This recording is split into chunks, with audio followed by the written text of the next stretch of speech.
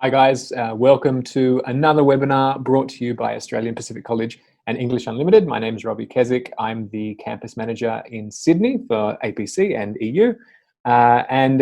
We have another wonderful webinar for you today after a string of webinars that we've done in recent weeks. So we've done some in design, English, life in Australia for international students in general. If you want to make sure that you always get make sure you always know about the webinars that we're putting on, make sure you're following us on Facebook. And if you're one of our students, checking your student email, checking your personal email, because that's how you'll often find out about these. We have next week, we have a webinar on Thursday. So the topic is how to design a killer brochure in InDesign. So it's a design-focused webinar. If that's something you're interested in, how to design a killer, it's a magazine cover, I believe, but it's going to be fascinating. If that's what you're interested in. And of course, if you're one of our students, next Friday, we have trivia as well. So want to get some friends together, come along, do some trivia. Obviously, in the years of COVID-19, sometimes it's difficult to get together with friends and have a good time. And so we're finding a way to do that online on Zoom here with us. Now, if you live in a big city, obviously recent months have been different and have been difficult, and I mean for students it's presented lots of problems depending on how much support the governments have been providing, right? And it hasn't always been a lot. Now today's webinar is about an option that has not really previously been available to students, but now it is, particularly if your school or your college is operating in a virtual learning environment, which of course means that you don't have to live where you are studying. So now Farnoush is going to go into some details when she presents the webinar for you, but right now there's a big demand for workers in regional Australia. And so we're just going to talk about how this sort of works today. So if you are one of our students, we're operating in the virtual learning environment until the end of term 4. And term 1 doesn't start until February next year. So there is a few months here where there is probably potential for you to look at some of these options and see if they work for you. Now, what else have we got?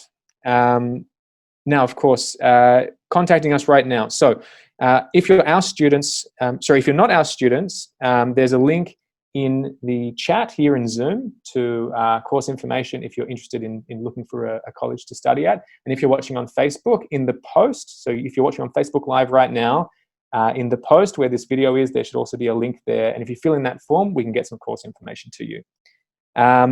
Now, in terms of speaking with us during the presentation, because of course, at the end, we're going to have a Q&A. If you're watching on Zoom, at the bottom of the screen, you'll see a Q&A button. You'll see a chat button. Don't use the chat button, use the Q&A button. And you can ask any questions you have there. And at the end of the presentation, we'll answer them.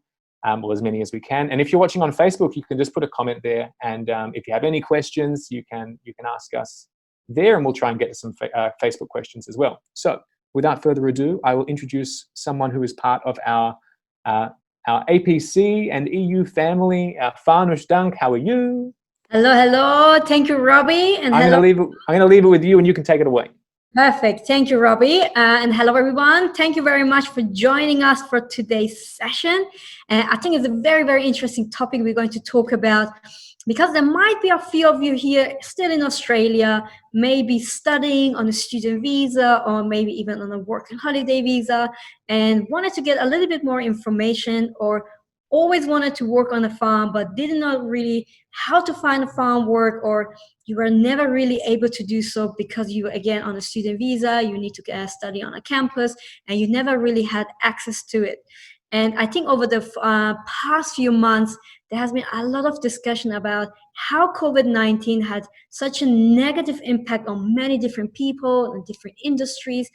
But today, we want to talk about the positive that you can maybe pull out of this situation that we have right now.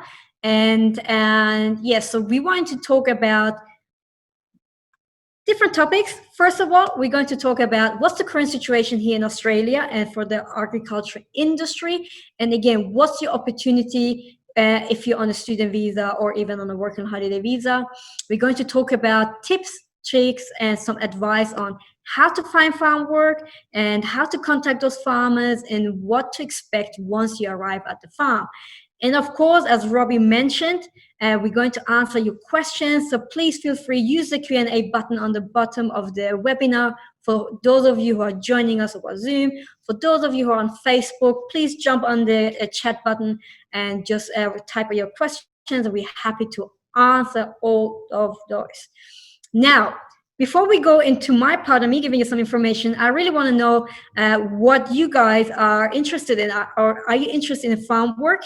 And the options are very interested, a little, not sure yet. So we're gonna give it another few seconds for those people who joined us to answer. And yes, so let's run through. It looks very interesting.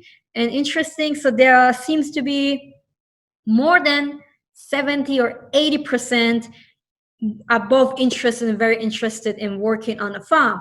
And for those of you who are not quite sure yet, I hope after this presentation you might change your mind. And for those of you who are already interested, you're not going to change your mind. Okay, so let's get right into it. What is the current situation here in Australia? Okay, so the border closure for international and domestic borders, it has actually caused a massive drop in the seasonal workers here in Australia. Now, Australia is probably one of the top destinations for working holiday makers, and they do usually work on those farms. Now, we had 140,000 working holiday makers, and the number dropped to 80,000. Okay, so to give a rough idea, working holiday makers, they supply between 20 to 60% of the workforce workers. And if there's a massive drop in that, of course, the National Farmers Federation, they fear that there's not enough workforce in Australia to supply the industry needs. Okay, so imagine you're a farmer, and there is only a season or only a certain amount of time that you can pick fruit and vegetable because they are seasonal. Okay, so if you do not have enough workers, what's the impact on it? You're not going to lose all, of course, the fruit and vegetable that you have hanging there. You're not only going to lose a lot of money, but also it will have effect on other industries. So if you are orange or like apple farmer and you supply your fruit to, let's say, a juicing factory, they're not going to have enough of fruit to supply your needs, for your breakfast juice, for example. Okay, so it will have a massive impact, and we are actually discussing the workforce shortage. It can actually it can drive the price for fruit and vegetable up to 60%. Okay, so we can see what the dilemma we are at the moment. Despite the unemployment rate skyrocketing as right now at between 10 and 11%, but there's still work available. Now, what does that mean for you if you're, let's say, on a student visa or a backpacker who used to work maybe in the city and work in a cafe and they're shut down? Now, the current situation obviously is very, very hard, but there are opportunities. And if you really wanted to maybe experience that, you will be able to find a job in Australia. Now, what are the opportunities for you? Pretty much the first opportunity would be, if you go to the next slide, most of the colleges or universities or even government bodies, they had to make a switch, and they're delivering the courses online or like we do via our virtual learning environment. Okay, especially with APC, we also are recording all the sessions. So if you wanted to access them at any time, you would be able to do so. And we try to give you the best experience given the current situation to obviously experience your studies here in Australia. Now, studying online or virtually, it allows you to study from any location. All you would need is a laptop or a mobile phone, and of course, very, very, very important, some stable internet connection. Okay, and for those of you who always wanted to get the backpacker lifestyle or fruit picking lifestyle, but never had a chance to do so because maybe their visa didn't let them to do so, because some of the countries, they're not even eligible to apply for a working holiday visa or working and holiday visa. So for those of you, you can actually see the positive out of this and, try to find a farm work. On the top of that, something that most people maybe don't consider, you can actually make a lot of money. Like, to give you my own personal experience, a few years ago, I used to work on many different farms. And one of the farms I worked at, in particular cherries, there were two types of positions that were available. One of those were actually the cherry picking, where you had buckets around 15 kilos, and you got between $15 or like $12 to $15 per bucket. And if you pick, let's say, two or even 1.5 of those, you would make over $25 the hour. And for those of you, like, I also had another job where I had to walk through the rows. It was quality control, and my job was to check the quality of the cherries, to make sure that the right color is picked and the fruit is ripe. And I used to get for that job between $21 and $23 the hour. Some people, and it really happens, they actually mastered the technique of cherry picking, and they used to make around $400 to $450 in a single day. So this is also really common. It really depends what farm you end up to and how motivated you are.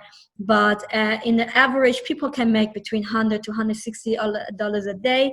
I did work on farms where you earn probably less, because maybe I wasn't fast enough, or I didn't feel like this is the job I really want to do. And I did leave the farm back then. But there are opportunities to make actually really good money working on a farm. Now, before me giving you some tips about how to find farm job, I actually want to know what visa you're on. Okay, so what visa do you currently hold? Student visa, work and holiday visa, maybe some postgraduate visa, or any other type of visa? So we're going to give all those who are attending the Zoom webinar a few more seconds to answer this question. It looks like, yes, there's quite a view on student visa with 98%.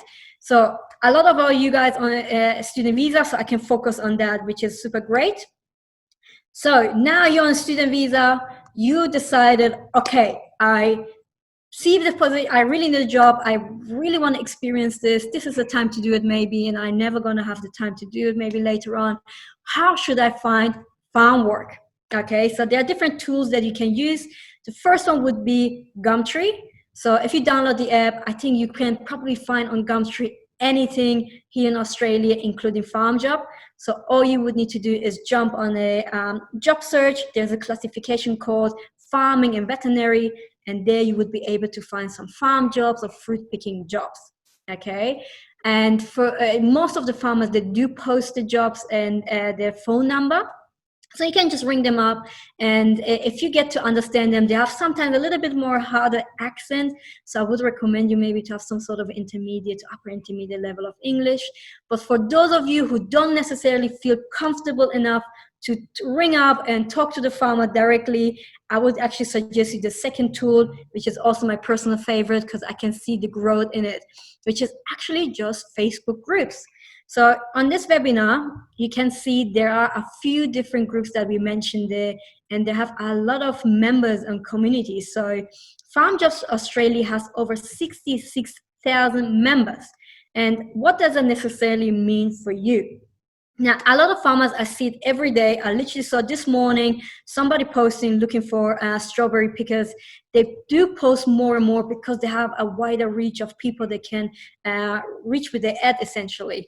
And the great thing about those groups are you can actually get some tips, advice on those who already work on a farm, maybe especially in that particular farm you're looking at, and can give you some tips on, is it the correct way to, approach them, or you're not quite sure if the pay rate they're offering on that ad, is it quite common for the industry? So this is things that you can ask, and in a couple of slides down, I will also show you how those ads might look like, okay? So I can see again, blueberries, strawberries, just in Queensland. I'm based in Queensland, and I see every day, just today, somebody posting and looking for people to essentially work there.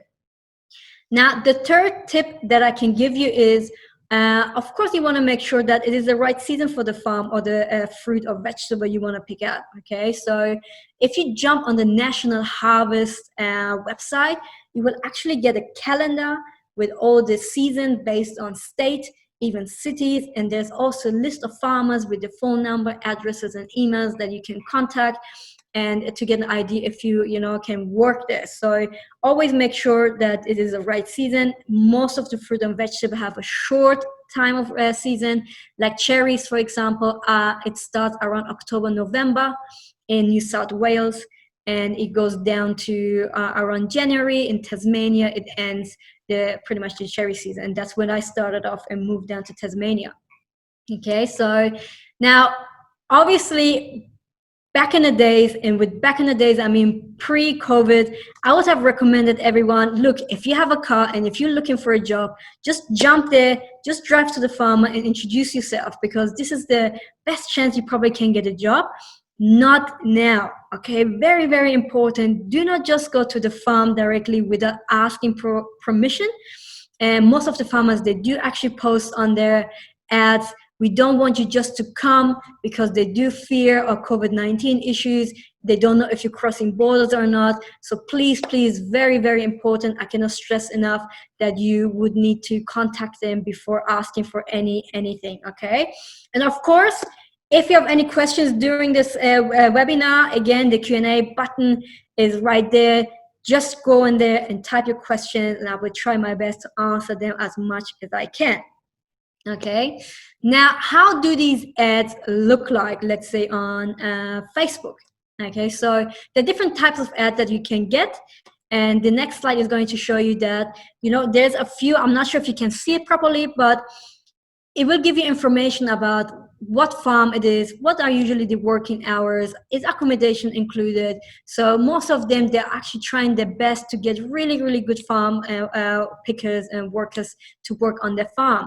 And the great thing about it is you can actually choose or try to find job that is in your interest or maybe in your skill. It doesn't necessarily mean that you have to do fruit picking. Okay, so farm job can be many different types of jobs. There's an ad, for example, in this example, they're looking for somebody to work on a show jumping horse, racing horses farm. And the duties would be, feeding them, cleaning them, general duties around the farm. So there could be a lot of different ways to do so. Okay, so but it is very, very important when you start working on a farm. And if you are on a student visa or international student, you still would need to follow your student visa requirements, okay? You would need to make sure that if you're on a student visa, you cannot work full-time if you study, okay? So this is not going to change. Only your holiday times. In we and APC, we are actually heading in a couple of weeks towards our holiday time. That's when you can work full-time. But working on a farm, if you're on a student visa, you will still need to make course progress, you still will need to study, and your working hours are still limited as well, okay? This is very important to remember. Now, let's say you've decided, okay, I'm gonna do this, I really want a job, I'm studying online, and I'm gonna contact a few farmers. What type of farmers or employers are there that I might face, okay? There are usually three types of employers that you can find.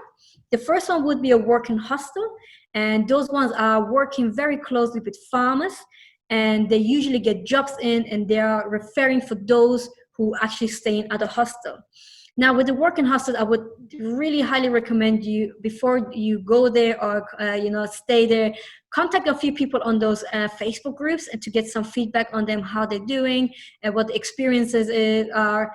And also a lot of working hostels, they might ask you to sign a contract asking you to stay maybe like 15 weeks or so, but it doesn't necessarily mean that you're going to have those 15 weeks actual job coming in. Okay, so before you sign anything, make sure you read it, because if you do leave earlier those working hostels, they're probably going to charge you, and there's in the policy in signing it, it makes an official contract. Okay, so ask some people in the group around to get some feedback on the working hostel before you join them, and always read. If you do not understand the contract, maybe send it to someone that you know who can maybe read it a little bit better and explain it to you. Or maybe if you're a student visa, maybe send it even to the college for us to read through, to give you some feedback what it actually means. Okay. The second type of employer that you can have is some sort of a labor and hiring companies. and some contractors, which is the most common one that you will find, because they're the middleman essentially between the farmer and you, and they're organizing everything without the farmer needing to do too much. They can just focus on running the farm itself. And the third one is, of course, the direct employment. There are farmers looking, posting themselves and getting in touch directly with the farmers. Now, when it comes down to choosing a job or employer, I wouldn't necessarily say you should avoid one over the other, but what you should generally avoid is anybody who has a lack of communication, doesn't give you really much information, is very vague about what they're trying to say. If they are not paying in time, if they're making excuses. So any type of communication like that, I would definitely avoid. And of course, if an ad sounds too good to be true, it probably is. Okay, so always listen to your gut feeling and just cross-check. There's a massive community out there in working, like farmers and working hustlers. Just ask and get some idea on what's to come. Okay. Now, let's say you found an employer, you managed to understand them, and you contacted them. What are the questions you should ask them, and you should to be prepared essentially when you get there? You should find out which day of the week you're going to get paid. Is it going to be weekly? Is it going to be fortnightly paid? How are the hours structured? How many days per week are you going to have a job? Because sometimes, again, farm work is very, very dependent on the weather. So it might be too hot or too cold or rainy. So you might not have work on a constant basis. It might change. What's your employment status? You want to know if you're full-time, if you're part-time. Of course, if you are on holiday, you can work full-time only if you're a student visa. Part-time, casual, because they can carry actually different rates, right? Now, one thing that I think it's not really, really common in agriculture to pay penalty rates, but it's not always wrong to ask. Are you going to get paid extra for, let's say, holiday or like public holidays or weekend work? So these things that you want to find out before you go there. One thing that I didn't realize when I first worked in a farm, that you would need some sort of equipment that you need to organize yourself. Okay, so anything that you will need to pick, but probably you will need some sort of a bag, picking bags for like orange picking, mandarin picking, or apple picking. There are big bags that you have that you carry around. And so mandarin picking, you would need to have some sort of a special scissors because they do not damage the fruit once you cut them. Okay, so always also ask them how much are they. These equipment can be a little bit pricey as well, like the picking bags. They can be between $100 or $120. But what I used to do when I went to the farm, there are a lot of people coming and going, of course, and they're trying to resell the equipment. So you might be probably able to get those a little bit cheaper as well. Okay, now what you want to know is what are the living conditions. During my farm time, I probably lived in any type of accommodation that you can imagine. I lived in a share house and a share like a shed. I lived in cabins. For some places, you would need to actually bring your own tent because there's literally nothing out there. So you would need to camp style of living. So always make sure what are the living conditions, how much is the rent, and do I need to pay anything up front? Now, if anybody asks you money up front to secure a job for you or a spot, that already should ring a bell for you. I wouldn't really pay anybody any money up front to secure a spot because it sounds like a scam pretty much. But those you can pay are working hustlers because they're more likely to ask you for some sort of a bond up front. Okay, so do not pay anything up front. If somebody asks you, hey, I'm going to secure a job for you, just pay me $200. Okay, so really careful with those things. And the last one, which is the most important question that you need to ask, especially on a student visa and you studying online, how is the internet connection? Okay, I cannot stress enough how important it is to have a really good internet connection, because at the end of the day, if you study, you need to make course progress, you need to have a stable connection to be able to access your online classes and to do your assessments. Okay, so always ask, hey, how's the internet connection? Do not just go there and say, hey, it's going to be fine. The internet connection is not going to bother. I'm going to manage. No, you would still need to be able to study and, you know, progress in your assignments as well. And if you're studying, for example, English, you would need to, like in the evening time or anything, you would still need to attend those classes as well. Very, very, very important. Okay. Once again, questions. I can see there are some questions coming through in the Q&A, but I will go through them later on. Okay, now you had all those questions to the farmer. Now you should have, you should be prepared for some questions coming towards you. So the farmer might ask you, what are your working rights? What visa are you on? Okay, so they might ask you if you're on a student visa and they need some sort of a full-time employment, they might ask you for your holiday letter. And that's what we can, for example, issue as well. Okay, so they're probably gonna ask you, how quickly can you start? A lot of farms, again, they're strawberries, they're looking urgently for someone, and they probably need you to start as soon as possible, but some of them might say, hey, the season is going to start in 2 weeks. I'm already starting to contact people to get the employment ready. Okay, they're going to ask you, do you have your own transport? Because most of the time where you live doesn't necessarily mean it is where you work. So you would need to have some sort of transport to get there, but we're going to talk in the next slide about the transport and how to get there as well, a bit more in detail. And of course, last but not least, the most common questions nowadays you're going to get, have you been overseas or interstate or in contact with any confirmed COVID-19 case? Okay, very, very important. If you have any flu symptoms, if you don't feel well, please do not go to the farms. It might actually cause a bigger damage that it already is suffering in the industry. Okay, now you managed to find a farm, you answered all these questions, you're ready to go. How to get there? Okay, so if you want to cross borders, very, very important, do not just cross borders. Just go on the government pages and read what's the current situation, what exemptions do you need.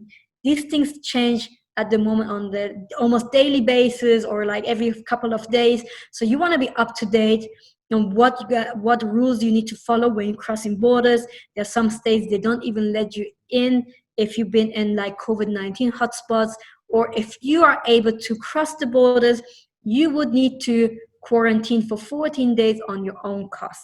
Okay, so if you can avoid crossing borders, maybe it would be better. Jump on the Harvest Trail website, check what's the season maybe in your state, and just try to be safe than sorry at the end.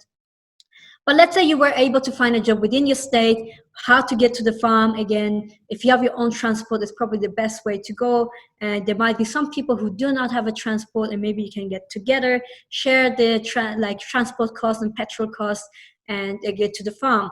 But most of the time, they do offer some sort of a transport for you. So I used to be in a massive bus with like 30, 40 people, and we usually got charged $5 a day to get us to the farm and back home. Okay, so there are always ways to get there if you do not have your own transport. Now you found a job, you're on the way, and you're ready to roll. What to expect when you get there? Now, farm work is a very unique experience and very different than most people would probably experience. Okay, so it is usually very early starting time, and I used to start like wake up at 4 a.m. and get ready by 4:30 because the bus used to pick us up at 4:30 to be on the farm at 5 a.m. And depending on the weather, it can rain, it can be too hot.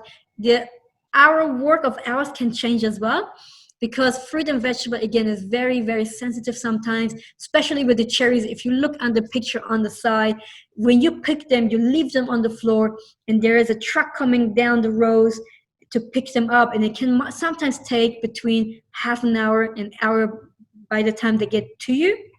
So this fruit actually sits in the sun, and it actually loses quality. Okay, so if it gets too hot, you might stop a little bit earlier. If it starts to rain, there are certain, for example, in cherries, there's a variety that's very, very sensible. And if it gets a little bit too rainy, it actually splits. So that's the time you wouldn't be able to pick either. So just be prepared that the working hours are early. It can fluctuate. It can be tough. It can get muddy. It can be physical. but I can tell you it is one of the best experiences I had, because I not only learned so much about the whole industry, I not only get super fit, because it's obviously quite physical most of the time as well, but I also met a lot of people from different nationalities, different countries, and different cultures. And probably in my first 2 months, I not only improved my English but also my French, because I was hanging out with a lot of people from France. So it was a very, very good experience, and I also actually made a lot of money with the right attitude. You know, if you wake up early, if you don't party too hard the night before, and actually fit and ready, and ask the technique from the farmer, hey, what do you think is the best way to pick, let's say, this fruit or this vegetable? You might be able to make really good money, because most of the time, the more time you also invest in those areas, the better you will get as well automatically. Okay, so again, very good experience that you can have, and you learn at the end of the day where your food is coming from, and never realize how many different varieties are out there from one specific fruit or vegetable. Like with cherries, there are cherries from that side to that side, and those ones being like exported to different countries and never being actually consumed in Australia. So you learn a lot of things from the agriculture. Now, I hope with this presentation, I was able to maybe give you some insight how it is to work on a farm, what opportunities you have, and maybe, you still interested, or maybe not, maybe you change your mind.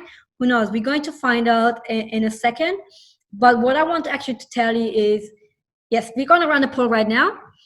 And the question is, have you been as persuaded to work on a farm? Do you really want to work on a farm, or not really anymore? You change your mind. We're going to let this poll run for a few seconds more.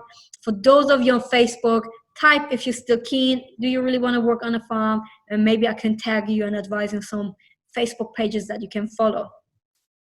So, very interesting. So most of the people are still interested, but a few maybe are like, oh, I'm not sure that's sure anymore. But look, again, it's a very good experience that you can have. Now, without further ado, I'm just gonna pass on the mic to Robbie. He's gonna tell you a little bit more again about us, and we're gonna go through the questions in a second. All right, thanks, Farnoush. I'm not. I have very soft hands, so I can't work. I can't work on a farm. But it's something you should definitely think about. Definitely explore. I've been looking at the questions coming in through the Q&A, and lots of really good questions. A lot of questions there about student visas and, of course, the work restriction and how that is going to sort of work. We'll get there in just a second. I'll just mention very quickly. So, of course, we're Australian Pacific College and English Unlimited. Right now, we have a VLE tuition fee relief, or COVID tuition fee relief. So VET is $1,000 a term for most courses. That's not including design and TESOL. They're $1,500 a term for study undertaken this year. So that would be for term 4, which is our final term, starting in about 6 weeks. And English is $100 a week, and that's, of course, in the VLE as well. It's from the feedback we've received, that English in the VLE is the best English, online English you're going to get, that we've heard about so far. I've got lots of great feedback, lots of wonderful teachers. I'm a campus manager now, but I came through the English department, and lots of people who care a lot about all the students. And if you need to improve your English, or you know someone who does, it's $100 a week, and you have a really good time, I promise. So we'll just move on from there, please. Or is that to our Q&A slide? Fantastic. All right, so Farnoush, I'm going to ask you to come back, if you can come back. So let's start with some of this stuff about the student visa. Lots of people asked about the student visa, and you're on mute. You're on mute, Farnoush. Yes. That's all right. Yes. So, how important are these restrictions? Like, will farmers hire you? I mean, if you can only work 20 hours a week during term. Of course, if you're not in term, if you're in holidays, you can work full time. And over Christmas, there's a longer break as well. So, yeah, maybe you can talk a little bit about that. Yes, look, basically what you would need to do is obviously contact the farm and explaining what your situation is right now. Quite a lot of them would do, actually, and more than you expect. But it's very important to know. I saw also a few questions there. What about the hours? Do they know about the restrictions? The thing is, it is very important. If you're looking for 20 hours for a work, hourly restriction is not going to change. You still would need to work during your study time 20 hours and only during your holiday time full time, which for us over Christmas is around 5 to 7 weeks roughly. So this is the time where you can work full time. But yes, you would need to contact the farmer, explain your situation. They're probably going to ask you, hey, if you're on holiday, you would need to supply with your holiday letter. But if you are in a study time, just inform them, hey, I'm on a student visa, I have a restriction. What are the hours? Yeah. Yeah, I think the other thing to consider as well is there is an enormous shortage of workers, right? So, I mean, maybe typically you might have a farmer who normally would only want people full time, but maybe now they might be open to it. So it's worth, reaching out to these people, telling them who you are, obviously telling them the truth, and see if there's anything you can arrange. So I think that's probably the best advice we can give with respect to the part-time stuff. There was a question there about tax implications, like does it affect my tax at all? It's just normal income as far as I'm aware. So you just report it normally. Yes. So no serious, of course, if you're working in a different area, you have different deductions that you might have access to, something to consider, but I can't give you any more details on that. Farnoush, do you have anything you can add there? Or it shouldn't be, especially if you're on a student visa working on a farm, it shouldn't have any different implication for tax purposes unless you're on working holiday visa. There are different tax rates, but for a student visa, just working on a farm, it shouldn't necessarily change anything for you. Yeah. All right, so next one is about finding time to study working on a farm, right? So now, of course, and as a college, we will stress this, you have to continue making study progress. So that means passing your subjects, that means doing your assessments. How do you find time for something like that, Farnoush, on a farm?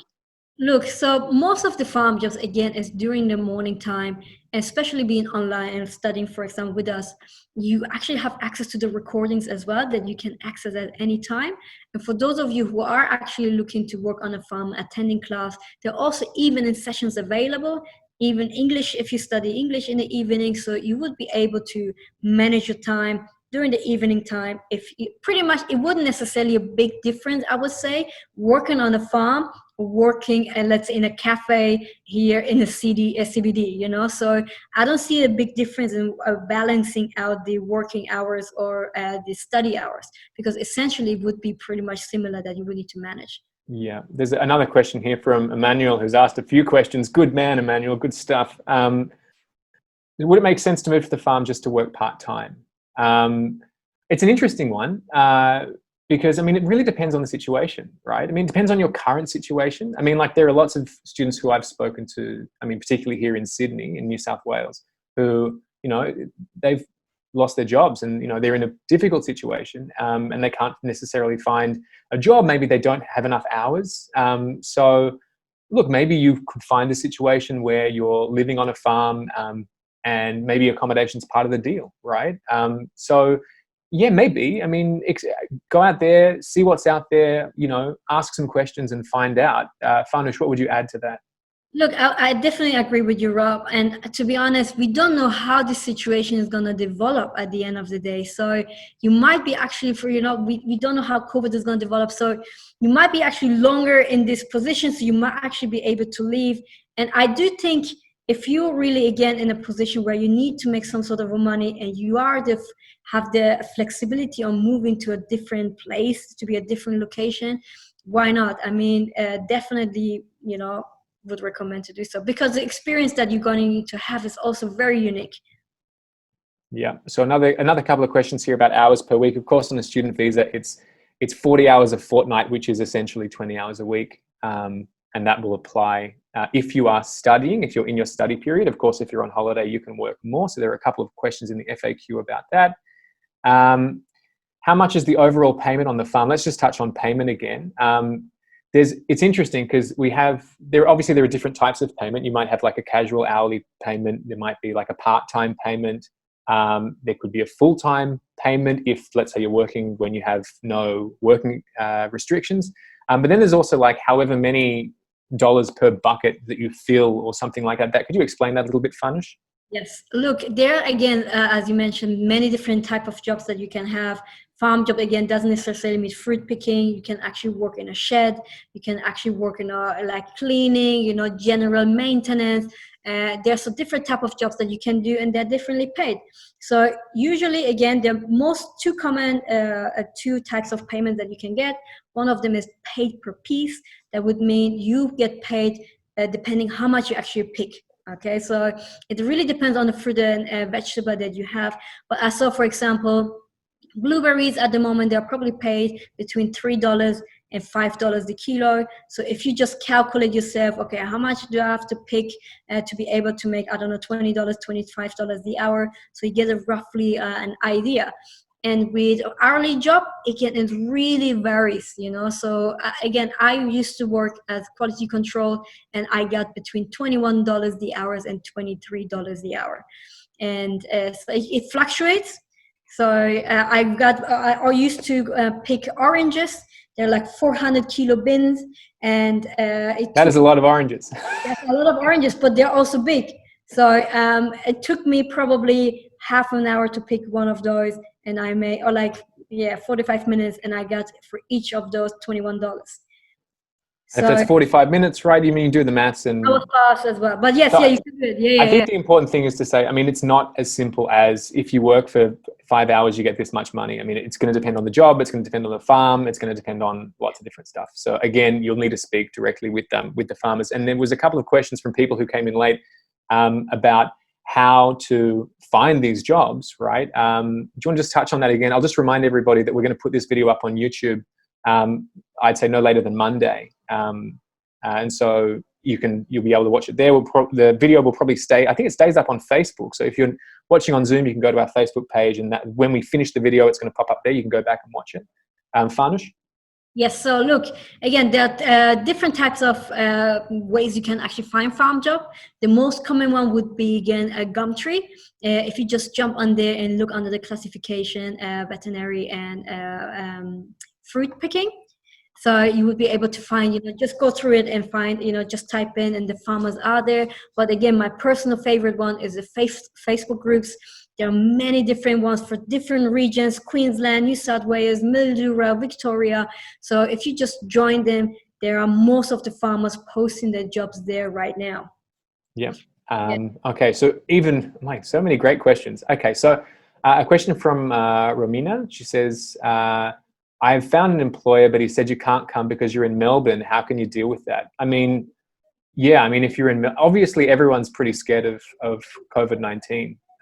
And fair enough, right? Because at the moment, imagine you live in the countryside and, you don't have the virus where you are, and look, it's in Melbourne. And so of course they're going to be scared. I mean, obviously you have to be respectful of what people say when it comes to, if they don't want you to come because you're in Melbourne, I mean, it's kind of their choice. And it's fair enough. But what would you add to that, Farnoush?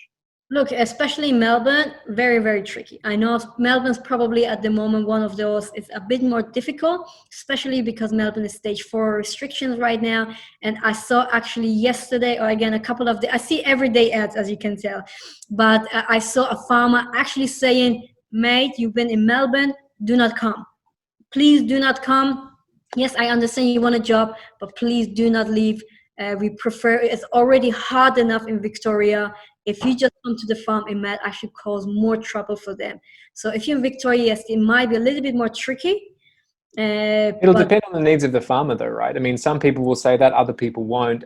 What you really need to be aware of in Melbourne is the restrictions on movement, and just see, and we're not going to give you specific advice here about the situation in Victoria, like really just because it changes all the time. Follow the government websites about when you can move, how you can move, how far you can go, all these sorts of things, and see how that works for you. There's another question here. Are there farms near Sydney?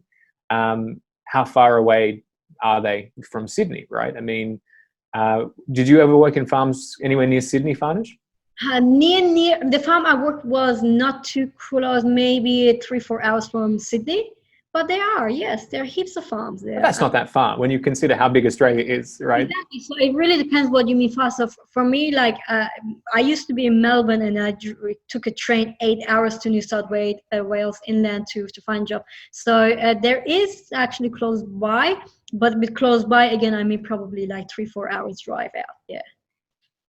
And last question, I think it's the last one. I'll just double check after I ask it. Accommodation, just touching on accommodation again. So we went through that in the presentation, but just to cover again, what sort of accommodation, how does it work in terms of providing accommodation? With accommodation, again, you can have many different types of accommodation available. I again live in a shed, in like some sort of a cabins that you can have. Most of them, they actually have a house where you share with other people, and working hostels where you stay at a hostel, or even with the farmer in their house, you might have a room that you maybe share with another picker or by yourself. So this is things that you will need to confirm with the farmer, because each of them has different living conditions and situations. And also always ask, how much is the rent? Do you need to pay any bond upfront or not? Yeah. Lucky last question. So from Federica, is it possible to find farm work from home? I might have to cross a border. How does that work? Again, government websites, get official information from them. Is it possible to find farm work from home? I think yes, that's what all these Facebook groups are all about, right? Farnoush, anything to add? Yeah, no, definitely you can find, that's how you usually find work, like from home and just texting them, especially now, again, they don't want you to come just to the farm like that without permission. So yes, I think you definitely can find work from home. All right, so I think it's time for us to wrap up for the afternoon. Guys, thank you so much for coming. In the chat, if you're watching on Zoom, you can see there's a link there. So if you're interested in watching this video on our YouTube channel, the link to that is there. And of course, if you're interested in finding out more about our courses at Australian Pacific College and English Unlimited, the link is there too. In the chat, it should be, it's gone to all panelists. It needs to go to all panelists and attendees, that link for the YouTube channel. That will be in just a sec. Next Thursday, as we said, there is another webinar. This one's on design. So it's how to design a killer magazine cover in InDesign. So if you're interested in design at all, I recommend that it's 3 o'clock in the afternoon, same time, same place. And if you're one of our students, trivia next Friday at 3 o'clock. Farnoush, thank you so much for presenting. Thank you so much, everyone. Thank you. And if you need some tips and some contacts, please feel free to contact me. Beautiful. All right. Thanks a lot, guys. See you later. Bye.